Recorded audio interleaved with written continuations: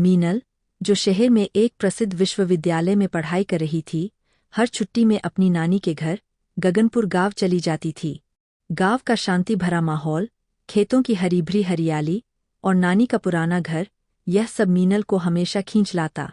वह एक साधारण सी लड़की थी, लेकिन उसके चेहरे पर एक अलग सी चमक थी। उसकी बड़ी बड़ी आंखें, घने बाल और मुस्कान मानो एक ताजगी की लहर थी। गांव पहुंचते ही नानी ने उसे गले लगा लिया और बोली, मेरी प्यारी मीनल, कितने दिनों बाद आई हो। मामा और मामी ने भी उसका गर्मजोशी से स्वागत किया।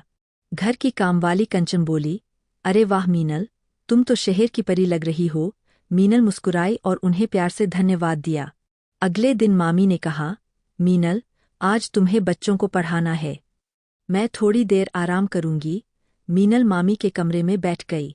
तभी दरवाजे पर दस्तक हुई और एक लड़का, सुदीप, अंदर आया। वह गगनपुर का ही था और प्रतियोगी परीक्षाओं की तैयारी कर रहा था।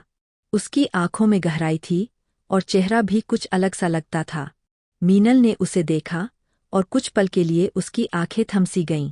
यह वही सुदीप था जिसके साथ वह बचपन में खेतों में दौड़ लगाती थी, लेकिन अब वह पूरी तरह बदल चुका था। सुदीप ने मामी को नमस्ते किया और फिर मीनल को देखकर हल्की मुस्कान के साथ कहा, नमस्ते मीनल दीदी। मीनल ने भी हल्की मुस्कान के साथ जवाब दिया, नमस्ते सुदीप। पढ़ाई के दौरान सुदीप की नजरें बार बार मीनल पर जातीं। मीनल भी दिल ही दिल में मुस्कुरा देती। पढ़ाई खत्म होने के बाद सुदीप बोला, कल फिर मिलते हैं मामी जी। जाते हुए उसने मीनल की तरफ हल्का सा सिर झुकाया। शाम को कंचन ने हंसी में पूछा, किसे देखकर आज इतनी खुश थी मीनल।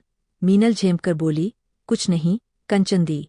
अगले दिन सुदीप सफ़ेद शर्ट पहनकर आया। वह बैठा, लेकिन उसकी नजरें लगातार मीनल पर ही थीं। एक बार उसकी पेन गिर गई। मीनल उठाकर पेन देने आई। जैसे ही वह पेन उसके हाथ में दी, दोनों की उंगलियां हल्के से छू गईं। पल भर को दोनों चुप हो गए। सुदीप ने मुस्कुराते हुए कहा, थैंक यू। मीनल ने हल्की शरारत से पूछा, तुम्हारी पेन रोज गिरती है क्या? सुदीप बोला, शायद ध्यान कहीं और रहता है। समय बीतते बीतते दोनों के बीच बातचीत बढ़ने लगी। सुदीप पूछता, मीनल, शहर में क्या होता है? मीनल कहती, वहाँ बहुत भीड़ होती है, पर गांव जैसा अपनापन नहीं मिलता। सुदीप हंसते हुए कहता, तुम तो शहर और गांव दोनों की तरह लगती हो। मीनल मुस्कुरा के कहती, और तुम जैसे किसी पुराने बरगद के पेड़ की तरह, स्थिर और सच्चे। एक दिन मामी की तबीयत खराब हो गई। उन्होंने कहा, आज सुदीप को तुम पढ़ा दो, मुझे आराम चाहिए। मीनल तैयार हो गई। जब सुदीप कमरे में आया तो उसे देखकर थोड़ा घबराया। वह बोला, मामी नहीं है? मीनल मुस्कुराकर बोली, आज मैं पढ़ाऊंगी। सुदीप थोड़ी देर में बोला, तो फिर आज पढ़ाई कुछ खास होगी? दोनों के बीच एक हल्की सी खामोशी थी, लेकिन सुदीप की नजरें बार बार मीनल के चेहरे पर जातीं। मीनल मुस्कुराते हुए कहती, ध्यान दो सुदीप। सुदीप बोला, मैं दे रहा हूँ, लेकिन मेरा ध्यान कहीं और चला जाता है। एक दिन गांव के आंगन में पुरानी चीजें साफ की जा रही थीं। सुदीप भी मदद करने आया। वहां एक पुरानी तस्वीर मिली। मीनल ने कहा, यह हमारी बचपन की फोटो है। तस्वीर में दोनों कीचड़ में खेल रहे थे। सुदीप बोला, हम कितने नादान थे। मीनल मुस्कुरा दी और बोली, और अब? सुदीप बोला, अब तुम सुंदर हो और मैं थोड़ा समझदार। मीनल बिना कुछ कहे मुस्कुरा दी। अब छुट्टियां खत्म होने को आ रही थीं। मीनल का दिल थोड़े उदास हो गया। सुदीप भी ट्यूशन के बाद अक्सर अकेले आंगन में बैठा करता। एक शाम मीनल उसके पास गई। सुदीप बोला, तुम चली जाओगी तो सब कुछ खाली सा लगने लगेगा।